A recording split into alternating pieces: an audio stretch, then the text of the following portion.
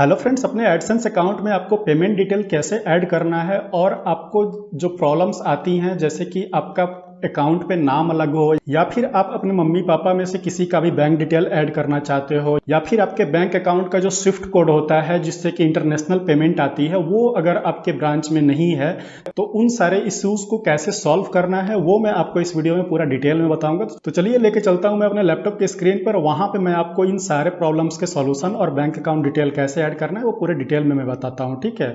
और उससे पहले अगर आप इस चैनल पर नए हो तो इस चैनल को सब्सक्राइब जरूर कर लेना और बेल आइकन प्रेस कर लेना ताकि आपको आने वाले जितने भी वीडियोज हैं उनके नोटिफिकेशन आपको मिलते रहेंगे। और बेल आइकन प्रेस करने के बाद ऑल का जो ऑप्शन होता है उसको प्रेस करना मत भूलना, अदरवाइज आपको कोई भी नोटिफिकेशन नहीं मिलेगा। तो फ्रेंड्स, आप अपने गूगल एडसेंस के डैशबोर्ड पे आ जाएंगे और यहाँ पे आपको जो है पेमेंट का ऑप्शन मिलेगा, यहाँ साइड बार में आपको दिखेगा और इस पे आपको क्लिक कर लेना है। तो क्लिक करते ही आपको यहाँ पे पेमेंट एड्रेस डालने को दिखेगा। अगर आपका अर्निंग $100 हो गया होगा तो भी आपको यहाँ पे एक ऑप्शन आ जाएगा, और अगर आपका अर्निंग $100 नहीं हुआ है फिर भी आप जो है यहाँ पे जो ऑप्शन होता है हाउ यू गेट पेड, इस पे यहाँ साइड में आपको ऐड पेमेंट मेथड पे आपको क्लिक कर लेना है। तो अब यहाँ पे आपको जो है पेमेंट मेथड जो ऐड करना है उसका पूरा डिटेल यहाँ पे आ जाएगा। तो अब देखिए यहाँ पे कुछ चीज़ें हम समझ लेते हैं, जैसे कि ये देखिए पेमेंट जो होता है वो वायर ट्रांसफ़र के द्वारा, जैसे कि to receive pay out by bank transfer, contact your bank to exchange rate and fee, ये सारी चीज़ें जो हैं। उसके बाद यहाँ पे देखिए आपको मिलता है बेनिफिशियरी ID, ये जो है ऑप्शनल है, इसकी कोई ज़रूरत नहीं है। नेम ऑन बैंक अकाउंट, जो भी बैंक अकाउंट आप ऐड करना चाहते हो उसका नाम यहाँ पे उस पे जो नाम है वो नाम यहाँ पे आपको डालना है। फिर बैंक का नाम डालना है, फिर उस बैंक का IFSC कोड डालना है, फिर स्विफ्ट कोड डालना है यहाँ पे। उसके बाद अकाउंट नंबर डालना है, फिर अकाउंट नंबर फिर से डालना है और फिर ये आपको सेव कर देना है, ठीक है। और इसको set as primary payment method पे ही आपको रखना है। तो इसलिए क्योंकि जो भी आपका प्राइमरी पेमेंट मेथड होगा वो यहाँ पे दिया हुआ है, दिस पेमेंट मेथड में नीड टू बी वेरीफाइड, ये उसको वेरीफाई करेंगे, ठीक है। तो यहाँ पे अब देखिए अब कैसे क्या करना है ये मैं आपको दिखा देता हूँ। तो सबसे पहले इस पे डालने से पहले मैं आपको कुछ और चीज़ें दिखा देता हूँ, जैसे कि यहाँ पे एडसेंस का ये जो गूगल का जो मेन एडसेंस हेल्प हो का जो पेज है वहाँ पे हम आते हैं और यहाँ पे कुछ चीज़ें जो हैं वो आपको देखने लायक हैं, जिसमें कि आपको पता चल जाएगा, जो भी आपको कन्फ्यूजन होगा पता चल जाएगा, ठीक है। तो जैसे कि account holder name, bank name, IFSC code, ठीक है, ये तो सारे बैंक्स के होते हैं। मेन प्रॉब्लम आती है स्विफ्ट कोड जो होता है, स्विफ्ट BIC, इसी के थ्रू इंटरनेशनल पेमेंट हमारे बैंक में आता है। तो ये जो स्विफ्ट कोड होता है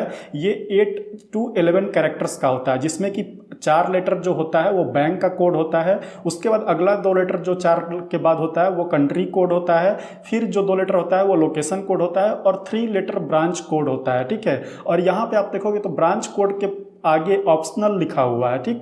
इसका मतलब ये है कि अगर आप ब्रांच कोड नहीं डालते हो तो आपका जो पेमेंट है वो आपका जो बैंक का जो ब्रांच है उसका जो हेड ऑफिस जहां होगा उस हेड ऑफिस में चला जाएगा, ठीक है। और वहां से फिर वो पेमेंट आपके अकाउंट में आ जाएगा IFSC कोड के द्वारा, ठीक है। तो इसीलिए अगर आपके बैंक का स्विफ्ट कोड नहीं है या अगर आपके बैंक का स्विफ्ट कोड नहीं है तो आपको घबराने वाली कोई बात नहीं है। तो आपका जो मेन जो हेड ऑफिस है आपके बैंक का उसका जो स्विफ्ट कोड है वो आप यहाँ पे डाल सकते हो। इसके अलावा आप जो है अपने ब्रांच को कांटेक्ट करके मैनेजर से पूछ सकते हो कि वो कौन सा स्विफ्ट कोड यूज़ करते हैं इंटरनेशनल पेमेंट के लिए, फिर वहाँ से कोड लेकर के भी आप डाल सकते हो। और नहीं मालूम है तो आप जो है इस तरह से अपने ब्रांच का स्विफ्ट कोड सिर्फ डाल के, जो अपने हेड ऑफिस का स्विफ्ट कोड डाल के काम चला सकते हो, ठीक है। इससे कोई प्रॉब्लम नहीं आएगी। नीचे आपको यहाँ पे दिया हुआ है, ठीक है, यहाँ पे भी ये नीचे स्विफ्ट कोड के बारे में यहाँ पे दिया हुआ है, आप इसको पढ़ लेना।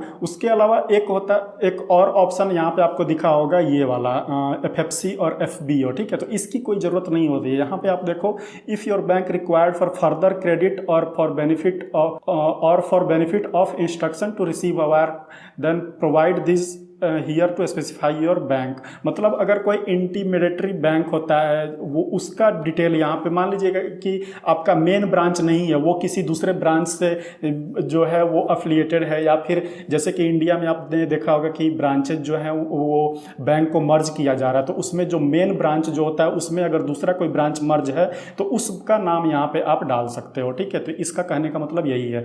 तो ये हो गया आपको। उसके बाद अब स्विफ्ट कोड अपने बैंक का फाइंड कैसे करें, मान लीजिए लीजिए कि आपको पता नहीं है, तो स्विफ्ट कोड आपके जो पासबुक होता है वहाँ पे भी आपको अगर होगा तो लिखा होगा, नहीं अगर है तो आपको गूगल पे आ जाना है, स्विफ्ट कोड फॉर आपका जो भी बैंक है उसका नाम यहाँ पे डाल के सर्च कर देना। तो मेरा यूनियन बैंक ऑफ इंडिया मैंने सर्च किया हुआ है, तो यहाँ पे देखिए यूनियन बैंक ऑफ इंडिया का स्विफ्ट कोड यहाँ पे मुझे दे रहा है UBIN, और ये पूरा इतना दे रहा है, और इसके बाद XXX ये जो दिया हुआ है, तो इसमें कोई भी ब्रांच का जो कोड होगा स्पेसिफिकली वो यहाँ पे आ जाएगा, ठीक है। और नहीं अगर कोई ब्रांच का कोड है मेरा तो मैं सिर्फ यहाँ पे ये इतना ही डालूंगा, ठीक है, जो 8 लेटर यहाँ पे दिया हुआ है, ठीक है।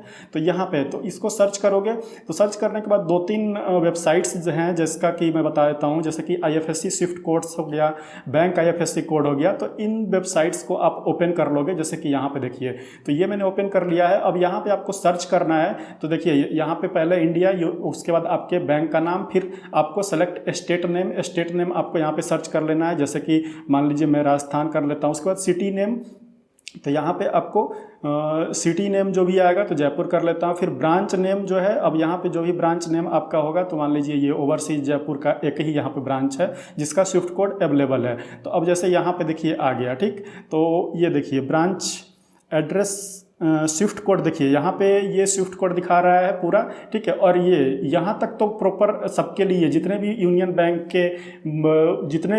बैंक हैं पूरे इंडिया में, ठीक है, तो उसका जो मेन जो स्विफ्ट कोड है वो UBININBB यहाँ तक तो होगा ही। उसके बाद ये लास्ट का जो 3 लेटर है ये आपका ब्रांच कोड हो जाएगा। और अगर ये नहीं है तो सिर्फ आप क्या करोगे, UBININBB बस इतना डाल दोगे। ये हर एक बैंक के लिए अप्लीकेबल है, यही वाला फॉर्मूला, ठीक है, इसी को आपको यूज करना है। तो यहाँ पे बाकी इसके बारे में दिया हुआ है कि कैसे कैसे ये ब्रांच कोड और ये सब डिसाइड होता है, ये आप यहाँ पे ये आप जो है यहाँ पे देख सकते हो। उसके बाद यहाँ पे और जो मैंने bankswiftcodes.com का वेबसाइट बताया, तो यहाँ पे देखिए सारे ब्रांच वाइज स्विफ्ट कोड यहाँ पे दिए हुए हैं। अगर यहाँ से आपको मिल जाता है तो ठीक है, नहीं मिलता है तो सिर्फ आप यहाँ पे जो 8 लेटर जो आपका स्टार्टिंग का है बस वही डाल के आप जो है अपना आराम से स्विफ्ट कोड अपने एडसेंस अकाउंट में डाल सकते हो।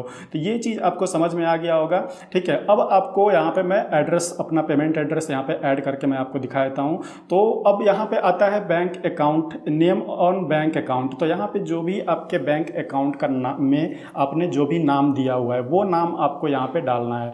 और जैसे कि मान लीजिए आप अपने पापा का या मम्मी का बैंक अकाउंट यहाँ पे ऐड करना चाहते हो, तो वो नाम यहाँ पे आपको उनके बैंक अकाउंट में उनका जो नाम है वही नाम आपको यहाँ पे डालना है, ठीक है। उसके बाद आपको बैंक नेम डालना है, जो भी आपका बैंक नेम है।